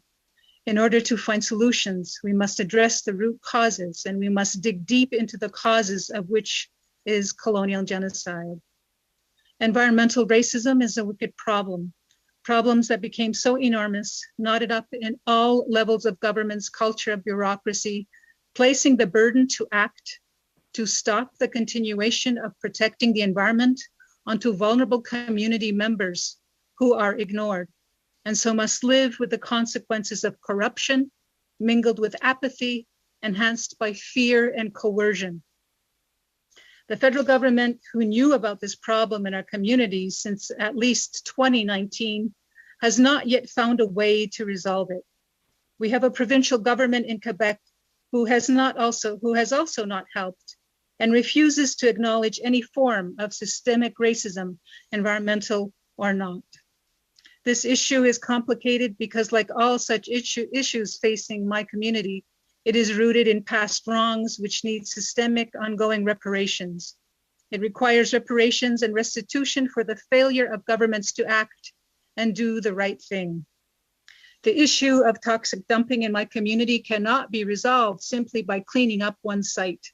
It is the interplay between the past and the present, and all of the dysfunctions it has created that needs to be addressed. Because I assure you that without that, there will be many more toxic dumps popping up in my community for everyone that is ordered shut and to be cleaned. And if I may quick quote the International Convention on the Elimination of All Forms of Discrimination, Article 4C, state shall not permit public authorities or public institutions, national or local, to promote or incite racial discrimination. Bill C-226 must, and its approach to environmental racism is that it addresses the systemic nature of these issues and goes to the root causes. Thank you, Ms. Gabriel. I'll stop you there so we have more time for questions. We go to Mr. McLean for 4 minutes, please. Thank you, Mr. Chair. Thank you to the witnesses, and welcome to the new witness as well. And I'm going to focus my comments on Mr. Ellis Ross, please. Mr. Ross, it's nice to meet you, and congratulations on all the economic advancements you have brought forth to your community, and also the social and political benefits that you have illustrated are an advantage that we continue to work on here. And much appreciated everything you brought to the table here. The issue around this bill that I'm glad you touched upon is the amount of paper that it's going to create and, if you will, process in holding things up as far as getting things done go. And I know that a large portion of the people around this table are urbanites that don't understand the rural economy that well, and you represent the rural economy very well. Can you tell me what in this bill is going to act, or do you see this bill facilitating your advancement at all, or do you see it holding it back? No, it'll hold it back. And it talks to the generality of some of the clauses, especially 3.1 National Strategy, where Canada is expected to advance environmental justice to assess, prevent, and address environmental racism. Now, this leaves the door wide open for third-party groups and NGO groups to go to court. That's basically it. And this makes the courts very wealthy, the lawyers very wealthy, consultants very wealthy, NGOs very wealthy, but the First Nations in question stay in poverty. And this is what we got rid of in Haida territory and what contributed largely to our success. In fact, for some of the other stuff you're talking about in terms of the past, in terms of the present, I already told you, you're talking about redundancy here. I mean, we already actually addressed some of the issues you're talking about through specific claims. Okay, thank you. And that is a federal program as well as the courts. Mr. Ross, I've only got a little bit of time here. In the previous panel, and you weren't here at the time, a woman named Jane MacArthur, who's the director of the Toxics program, and with the Canadian Association of Physicians for the Environment, talked about a definition of what environmental racism is, and we did have some concerns around the whole concept of the definition of environmental racism. Racism bad, justice good. And as I mentioned in the last panel, the issue she brought up was a definition that's brought forth by a group called Enrich Program. Have you seen that definition? No, I haven't. Okay, so I won't ask you to comment on it. She also raised some issues around the health concerns caused by frack wells in northern British Columbia. Are you aware of any health outcomes that are negative associated with fracking gas wells in northern British Columbia? No, I'm not, but I do know that there's been no water aquifers damaged in northeast of BC. There have been no water aquifers damaged? Okay, no. Thank you. No, she was talking more about the health effects of fracking, which was, I think, news to everybody that works with the industry. See, the problem with this is because I have experience with industrial development, and the problem with this is you're trying to find the smoking gun. And we tried to go down that road in terms of industrial health, and it was hard. We spent millions of dollars in court, and we couldn't prove it. There was one industry where we actually proved it with a local fish. We went after them, but it's really hard to find that smoking gun. A smoking gun being what's causing the health outcome? Yeah. Okay. Are the health outcomes in northern BC less than they were 10 years ago? Yes. Okay. And we don't know what's causing that, though. Oh, no, the health outcomes are much better than they were 10, 20 years ago. Okay. Thank you. Okay, we're up. Our time is up, but we'll go to Mr. Nathaniel Erskine-Smith.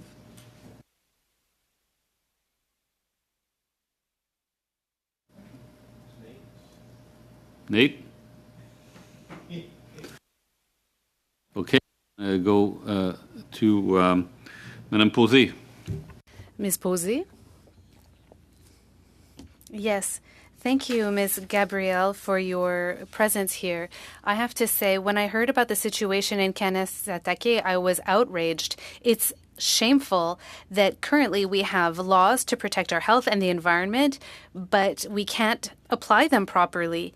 And why is this? Because the powers that be can't apply them because of crime.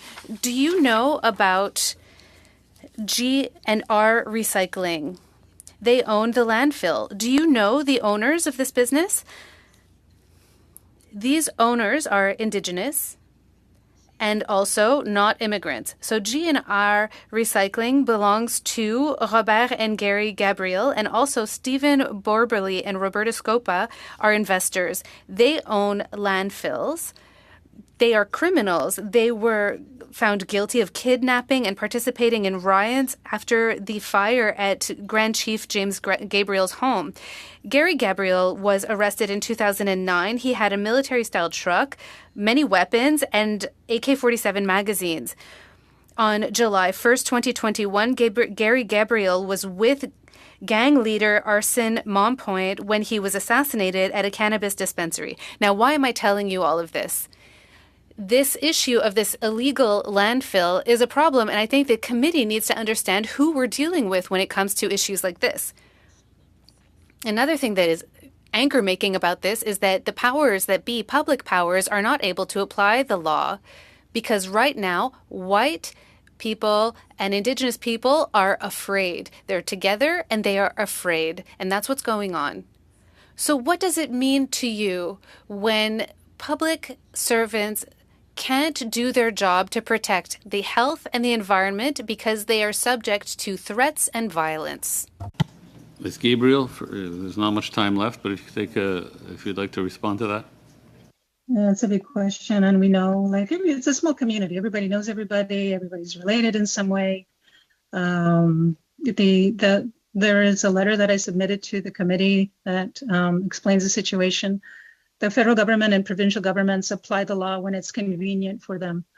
I complained about the first dump, I think around in 1995. I was told by Environment Canada, environmental laws do not apply on reserve. We have a very huge void where our community members are protected. Ruling by fear and coercion, condoned by the government of Canada, Quebec, and the authorities. I'm not here to discuss the criminality of what you're referring to. I live in this community. I have to beware. I have to beware for myself, my safety, and my family's safety. So I think you should bring that up in another commission. Okay, I think there should be another commission investigating. And you mentioned you mentioned, Ms. Gabriel, that you sent some notes to the committee, I believe. Is that what you just said? You sent a letter to the committee or copied us on a letter? I did. Yeah. Okay. So that'll be taken into consideration for sure. Okay. So in any respect, the community, there are people who live near the dump who keep their windows closed in the summer because of the smell. Okay. This was allowed to go on, and you know, like I'm going to go to Ms. Collins. I'm going to go to Ms. Collins now, and then I'm going to come back to Ms. Cultural safety. Okay. Ms. Taylor-Roy and Ms. Thompson. So, Ms. Collins? Thank you, Mr. Chair. And to Ms. Gabriel, the former UN Special Rapporteur on Human Rights and Hazardous Substances and Waste has said that the invisible violence inflicted by toxics is an insidious burden disproportionately borne by Indigenous peoples in Canada.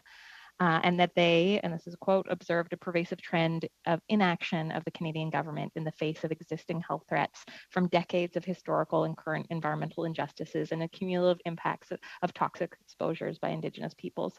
Can you tell us a little bit more about the ongoing environmental hazards that are being felt by Indigenous communities? I can only speak for my community. I know that there is raw sewage. There's old refrigerators, old air conditioners because of the components that have now been declared toxic. These are waste products coming from the city of Montreal and surrounding suburbs. And it's These people, if you know the Tura Wampum, have stepped outside Indigenous laws. They have become assimilated and colonized people who do not care about the environment, do not care about their language or customs. They only care about the bottom line. They should not be considered Indigenous peoples. They are specifically hurting the community, and they rule by fear. That is how most toxic waste dumps get in. There were no consultations by the Band Council under Serge Simon. There is no currently, the Band Council is not telling people anything about the negotiations they have with the federal government. We are powerless to do anything. So it is left up to us to have to do something. That is really frustrating, because I stood up for the land in 1990, and what do we have? We have lawlessness that is condoned by the federal government. Knowingly, they know. Mark Miller, I asked Mark Miller, our community is imploding. Twice I said that to him, recently in April at the Permanent Forum in New York. And he said, we know, we can't do anything. We cannot tell Quebec what to do. We cannot tell Oka what to do. But they sure as hell can tell us what to do. And that is through their silence. And this is not acceptable. And, women are often on the forefront of organizing for environmental justice in their communities. Can you speak a bit about the role of Indigenous women in decolonization and in environmental protection and in the face of this kind of environmental racism? According to the Great Law of Peace, Gayana.bo, it's the women that hold title to the land, and we are the land protectors, and the men must protect the women who are protecting the land. We don't have anything like that anymore. The women are at the forefront, and a few men, of trying to protect the land, but people are afraid or they're bought off. And we don't know. I don't know who to go to. I don't know who to turn to. Nobody is capable of helping us. You invited me to this committee, and I have less than 3 minutes to speak. And you want to learn about environmental racism, yet there's no cultural safety in my presentation to you. I don't think that this is a committee that really understands the stress and the duress that Indigenous peoples face from their own people. We are surrounded, not just by our own people, but the racists in Oka, the racists in Montreal, in Quebec, and in Canada.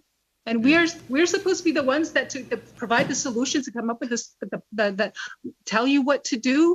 We're telling you that this is under extreme circumstances of no safety whatsoever. We cannot call on the police. We cannot call on anybody, because nobody wants to come to help us. And you can interrupt me, sir, if you want. But no, I'm not trying to interrupt you. I just want to, this has been very enlightening. I hope you don't feel that your time here has been wasted. Not at all. I think it's opened the eyes of a lot of people. But I'd like to give Ms. Thompson and Ms. Taylor-Roy opportunities as well to ask questions, if that's okay.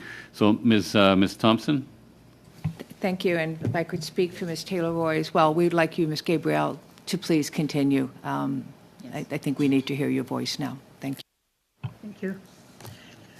We have tried for so long to get government to help us. They make the Mohawks look bad. GNR recycling, it's a joke to call it recycling, because it's not recycling.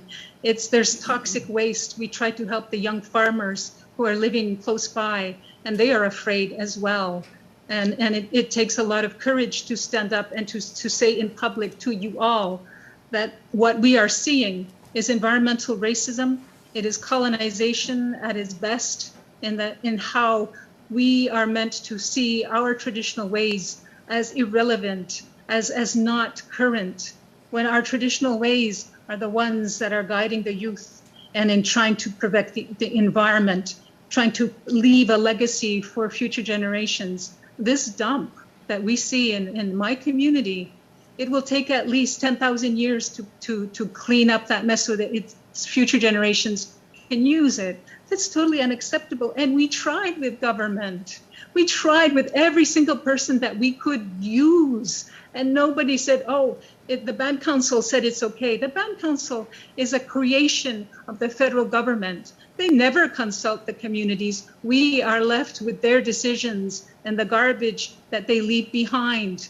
We are left with, under the Indian Act, to search for different ways of economic development. And this is somebody's version of economic development that we are stuck with. And the only thing that is stopping seepage is that there is clay underneath this. None of the precautions of any waste facilities was taken for this. There were numerous fines that were done, and they didn't care because it was a drop in the bucket for these people. The invisible hands behind the Mohawks are not Indigenous, and those are the invisible hands that we are all afraid of. And I don't know what's going to happen after I present to you today, but I do know that if I remain silent, that the lawlessness that exists in Kanesatake and other Indigenous communities will continue further.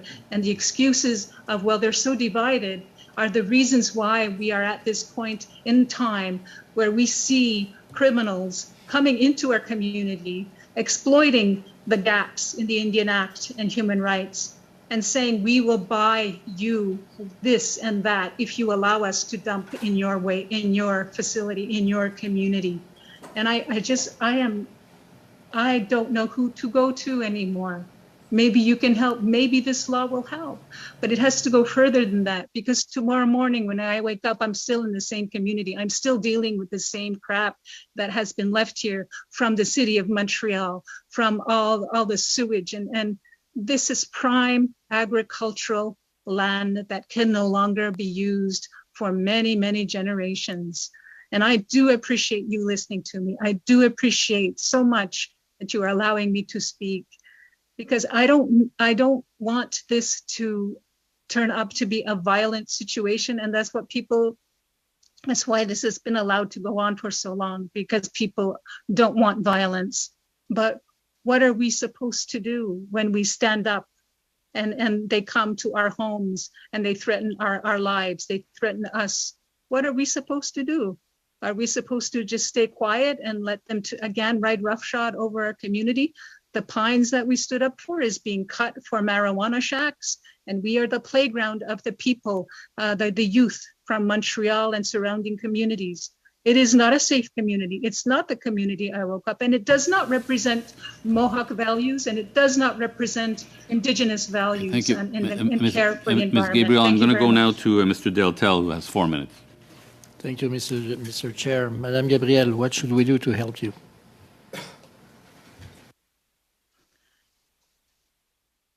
My first thought is not a good thought, so I won't say it. But what you could do to help me is perhaps have a commission to investigate the corruption that's in Kanesatake by the federal and provincial governments, by the police, by the Mohawk Council of Kanesatake, past and present, and to help us get rid of the dump, but also to help us with our safety, because we don't know who to ask anymore. And if this committee has suggestions, this shouldn't be a few minutes discussion, which is what you're asking me to do. This demands a long discussion and solutions, and that's what our community is going to try and do. So I thank you for your time. You're and I thank you suggesting, for your Madame Gabrielle, you're suggesting a commission. Who should lead the commission? A person from the federal government, from your community, a person from the First Nation, but not from your community? What will be your proposition on that?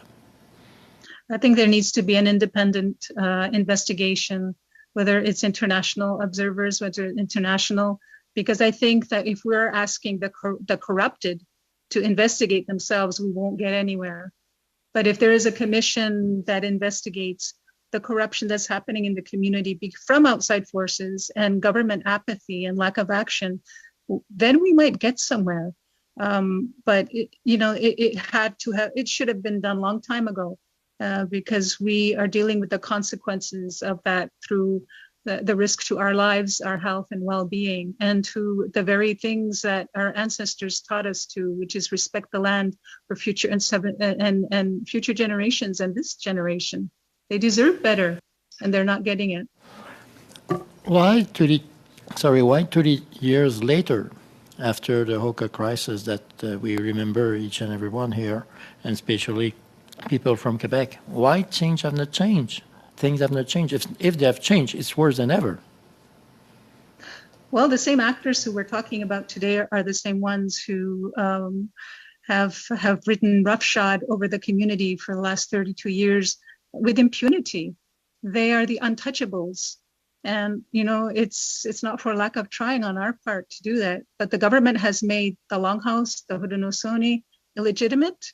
They have said that the Mohawk Council is the only legal authority, and yet you have passed a bill last June on the implementation of the UN Declaration on the Rights of Indigenous People. The traditional governments that predate European arrival still exist, and we survived, but we are not recognized, we are ignored, and we are silenced. If you can help us with that, then that would be a step in the right direction, because we are always under the Band Council thumb, and to me, that's been part of the problem.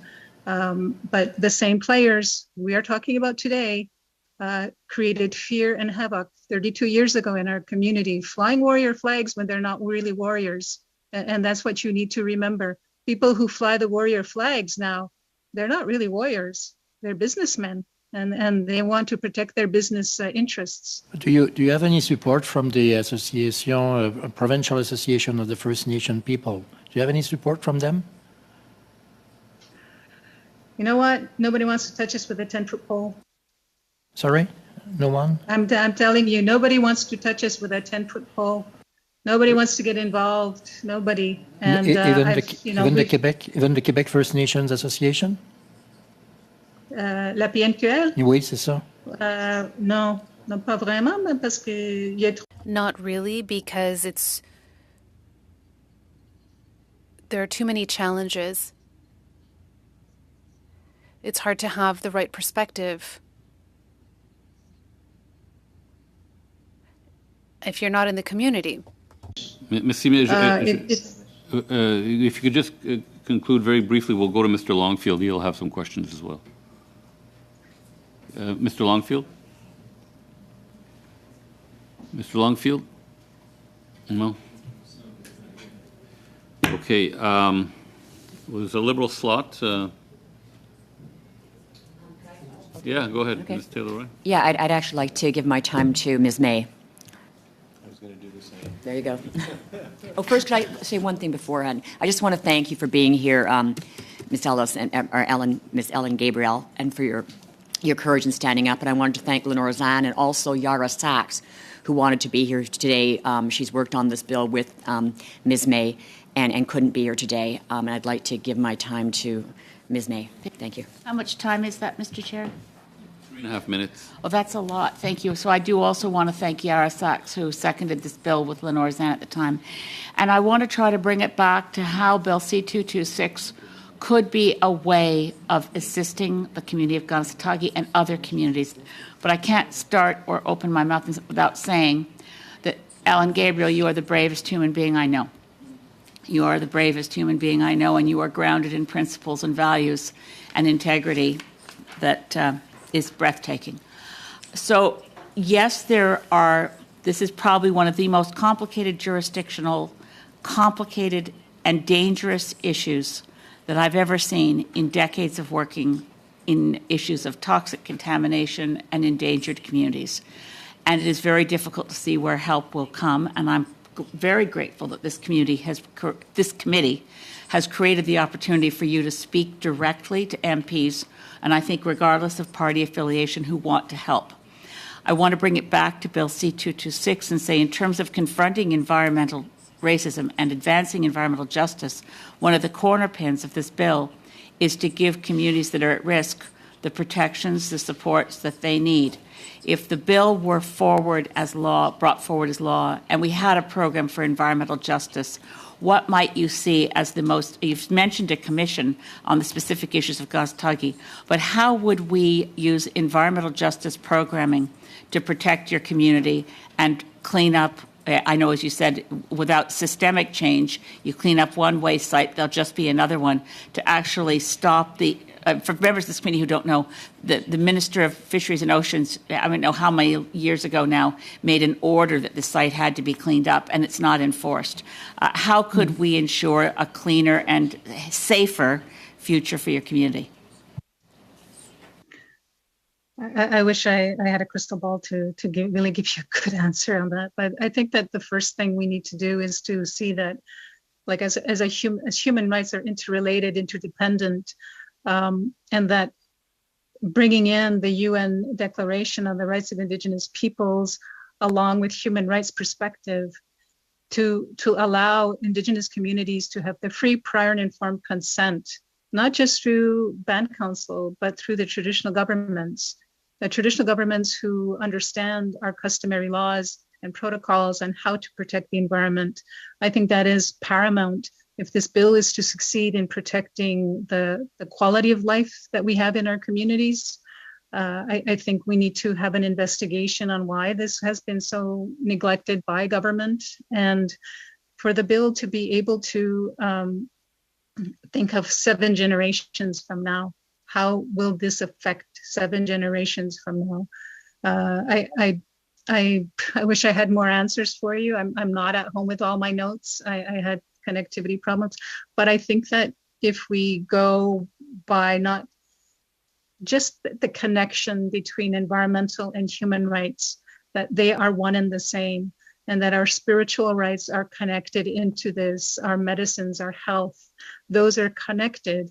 It's not just a matter of policy implementation, that there has to be true consultations in regards to how Indigenous communities want to see an environmental racism bill really benefit them, rather than just being told, this is a bill, this is the law, when we know that the law has not been there for us. When we talk about justice in regards to the Canadian court systems, it has been lacking for us. And so I hope. Thank you. Thank you very much, Ms. Gabriel, and to all the witnesses and to the committee members for their probing questions. That brings us to the end of our meeting. On Friday, we will be doing clause by clause on the bill, and it's been a very interesting discussion, so thank you to all who participated. And so on that, I'll ask for a motion to adjourn. Seconded.